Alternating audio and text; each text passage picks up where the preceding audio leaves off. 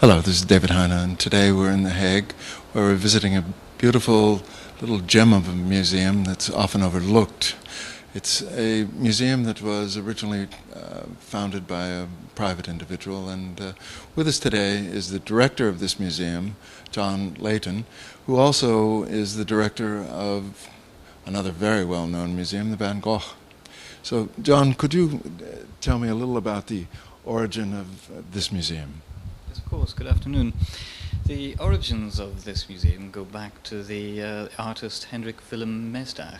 We're actually sitting in front of one of Mesdag's works. And early on in his career as an artist, Mesdag started to collect. Now, with Mesdag, collecting turned into almost an obsession, a passion. And at one stage his collection extended to around 800, 900 paintings.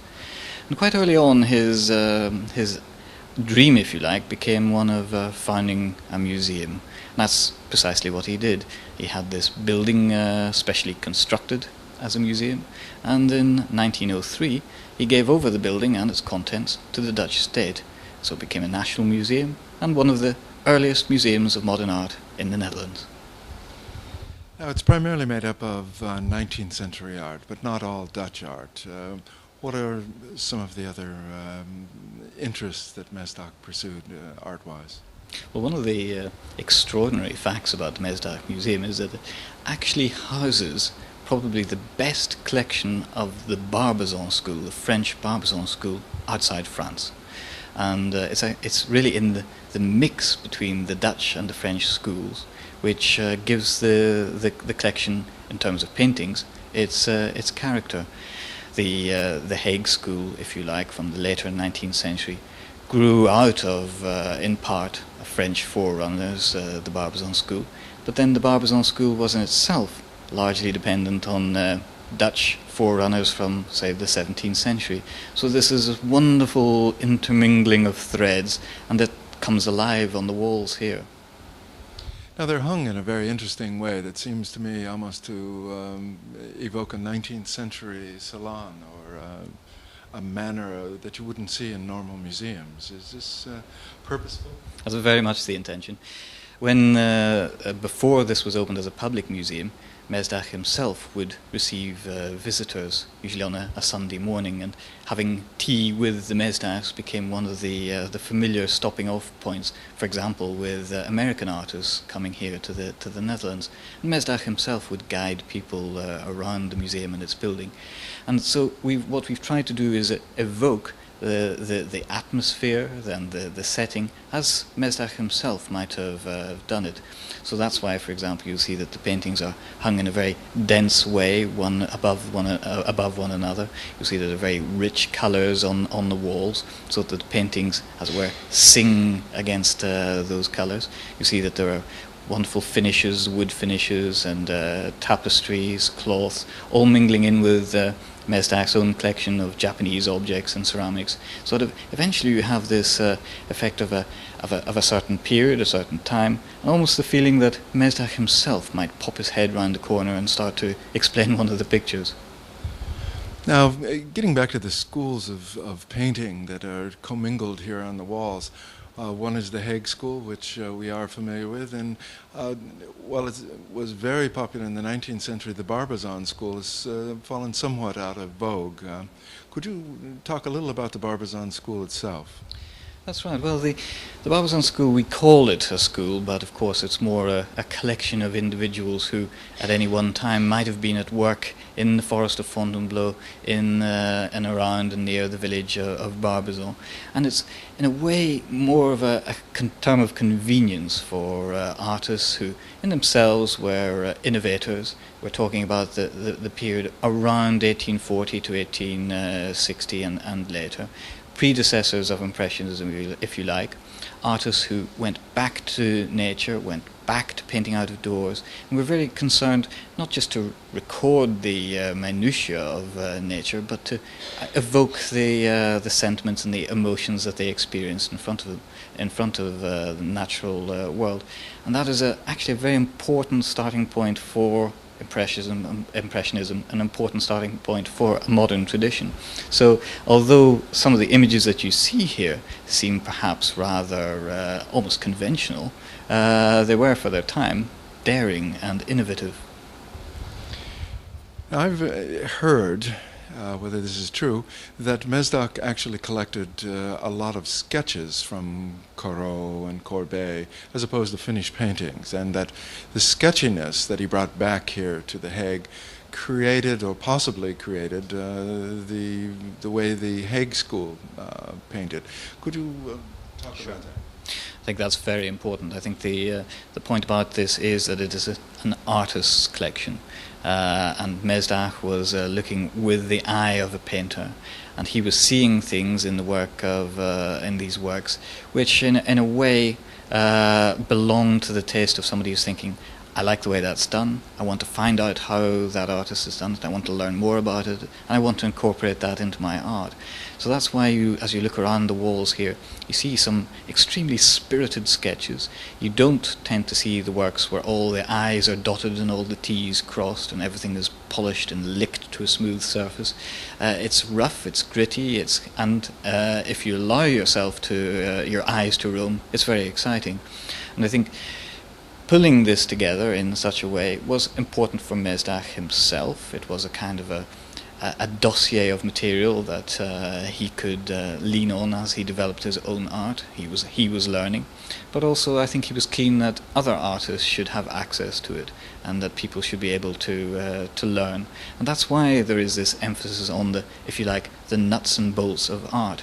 And it did indeed have that effect, because Mesdag allowed open house, so people did come through here. The Hague School artists did come through here. We talked a moment ago about American artists who came here through here, and in its day this was a focus. When the president of France came to visit in the first decade of the 20th century, he didn't, astonishingly enough, go to the Marais house. He came here. And so that's a measure of just how important this museum and this collection was seen at the time. Now we're talking about a Dutch school of painting that was derivative of this. This is the Hague School. What exactly was that, and who was in it?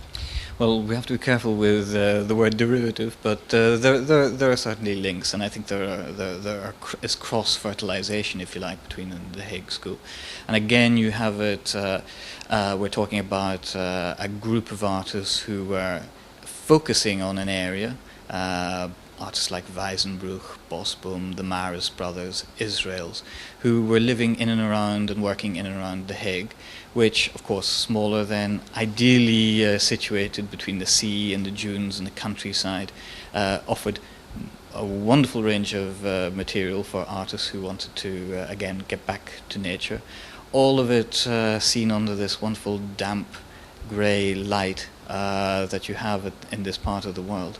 And you have, on the one hand, the artists who are very aware of artistic predecessors, such as Millet, such as the landscapists of the Barbizon School, but also producing their own unique brand of naturalism, and producing, in effect, extraordinarily vivid and images which are still captivating. I noticed downstairs when I was looking in some of the cabinets that Mesdag's collection of curios and porcelain was not as similar as the paintings. I mean, the paintings all seem to be of that dark, somber, more or less Barbizon quality. The porcelain, it seems to be quite different. What was he doing there? Well, I think in a way the porcelain adds notes of more vivid colour. You have the Kolumbrander ceramics, which in a way, in some ways, more modern and avant-garde than the paintings which are on display, and they add this richness to the displays. Mesdag, I think, was in a way a bit of a magpie. And certainly that counts for the Japanese bronzes, which, as far as we can tell, are not items which are of highly prized aesthetic worth. more tourist curios. But again, some of these have astonishing effect. You see the birds downstairs silhouetted against the window. And he has an eye, I think, here. He had an eye for the arresting detail. And also, I think, for the way that these things can be played off against one another. And that's part of the effect here, is that actually you don't have it over... we're not talking about a museum where you have objects strung out. It is the total effect, it is the total atmosphere. And I think Mesdag himself regarded it as an artwork and one of perhaps his most important creation. When I look around, I see that his entire family were painted. Was this good amateurs, or were they actually painters? The wife, the brother, the uncle?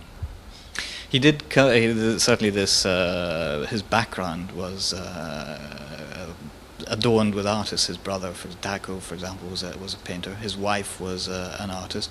One comes across works by Sintje van Houten, his wife, where one thinks, well, this is no amateur work, and occasionally she can hit a level which is really quite high. Mesdag himself, when he began, he was in a way rather dismissed. He started his career as a banker. That was to be his calling, and he was, if you like, a Sunday painter. And in his first efforts, he was dismissed by the artistic society as an amateur. And then he had this extraordinary coup. He won a medal at the 1870 Salon for his painting of North Sea surf. And suddenly he was thrust into the highlight. He actually, Gustave Courbet, the French painter, had a seascape in the same room at the Salon, and that didn't win the prize. And here was Mesdag going, as it were, off to Paris and coming back literally in his pocket with the gold medal and saying, well, you'll have to take me seriously now. And since then we have indeed been taking him seriously. Now, most of the house has been restored somewhat to its original state. Is this... well, let me ask you this then. When you took this over recently, what have you done since then? Well, I think it's important to give a little bit of the background of what happened, as it were, after Mesdag's death. Mesdag died in 1915, and already before he died, there were signs that the initial appeal of the museum was waning, and visitor numbers began to drop. And really, for much of this century, the museum has had something of a checkered history, under different managements, under responsibility shifted from one place to another. In the 50s and 60s, they tried to breathe new life into it and modernize it, putting linoleum down on the floors and fluorescent lights up in the sky. And one shudders to imagine the effect.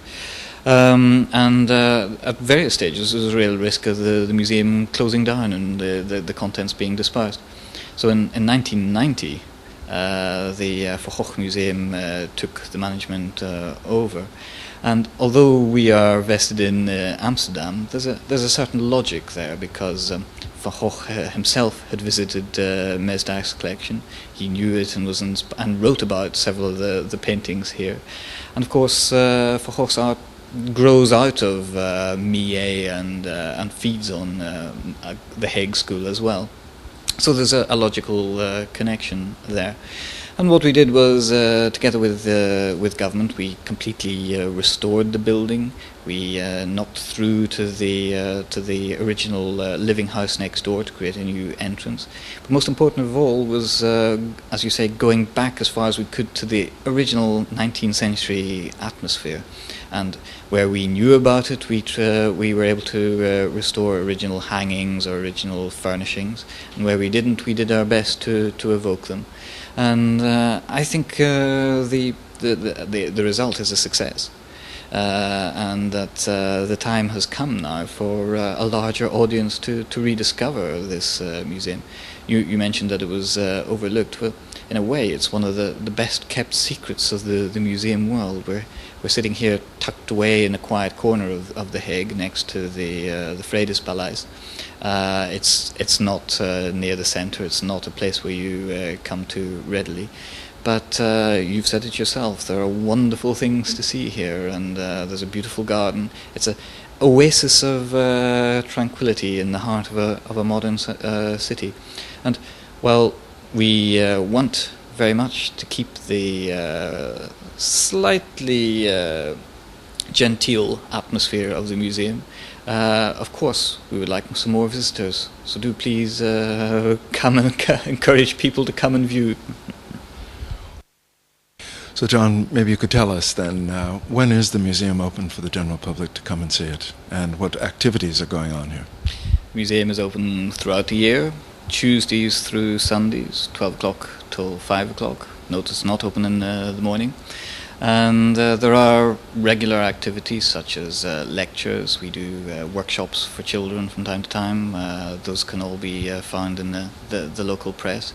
Perhaps it's worth especially mentioning that although there's a small charge for the museum, free if you have a museum year card, there is, coming up soon on the 10th of April, there's a museum weekend when the museum will be free. So a wonderful opportunity to make acquaintance with the Museum Mesdag. John, thank you very much for giving us all that information, and it's truly a wonderful museum worth visiting. Thank you very much.